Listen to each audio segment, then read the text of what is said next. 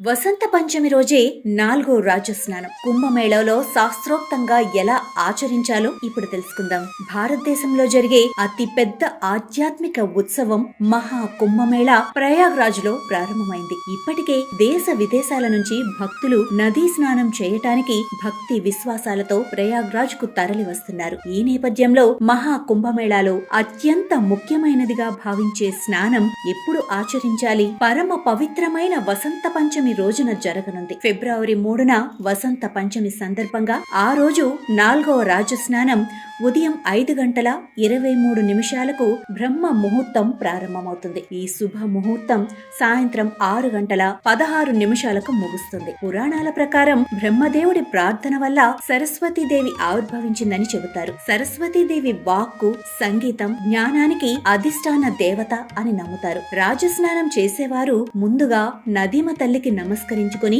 నది ఒడ్డు నుంచి కొంత మట్టిని సేకరించి నదికి నమస్కరిస్తూ నదిలోకి ప్రవేశించాలి. సేకరించిన మట్టిని నదిలో కలపాలి. భక్తి శ్రద్ధలతో ముక్కు మూసుకొని 3 సార్లు నదిలో మునగాలి. తర్వాత దోసెలతో నీరు తీసుకుని తూర్పు తిరిగి సూర్యునికి అర్ఘ్యమివ్వాలి. తర్వాత నది బయటకు వచ్చి పసుపు, కుంకుమ, పువ్వులు సమర్పించాలి. అరటి దొన్నెలో ఉంచిన దీపాలు నదిలో వదిలి నమస్కరించుకోవాలి. ఈ విధంగా శాస్త్రోక్తంగా నదీ స్నానం పూర్తి చేసిన తర్వాత నదీ తీరంలో పితృదేవతలకు పిండ ప్రదానం చేయటం వల్ల పితృదేవతలు సంతోషించి వంశాభివృద్ధి కలుగజేస్తారు. వసంత పంచమి రోజు స్నానం చేసిన తర్వాత చేసే దానాలకు అత్యంత ప్రాముఖ్యత ఉంది. సద్బ్రాహ్మణులకు అన్నదానం, వస్త్రదానం, ఛత్రదానం, జలదానం, పాదరక్షలు దానం చేయటం విశేషమైన ఫలితాన్ని ఇస్తాయని సరస్వతీదేవిని మాఘ పంచమి నాడు శ్రీ పంచమి పేరిట ఆరాధిస్తారు. సర్వ విద్యలకు ఆధారం వాగ్దేవే కనుక చిన్న పెద్ద తేడా లేకుండా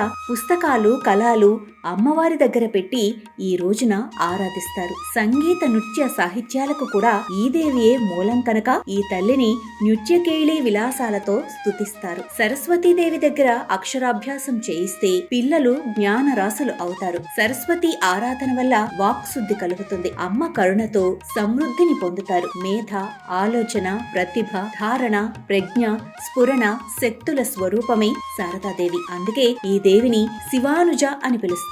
శరన్నవరాత్రుల్లో మూలా నక్షత్రం రోజున సరస్వతి రూపంలో దుర్గాదేవిని ఆరాధించినప్పటికీ మాఘమాసంలో పంచమి తిథి నాట సరస్వతీదేవికి ప్రత్యేక ఆరాధనలు, విశేష పూజలు చేస్తారు. చంద్రిక, చంద్రవదన, తీవ్ర మహాభద్ర, మహాబల, భోగద, భారతి, భామ, గోవింద, గోమతి, శివ అని ప్రతిరోజు గాని పంచమి నాడు సప్తమి తిథులలో కాని సరస్వతి జన్మ నక్షత్రం రోజు కాని పూజించిన వారికి ఆ తల్లి కరుణా కటాక్షాలు పుష్కలంగా లభిస్తాయి.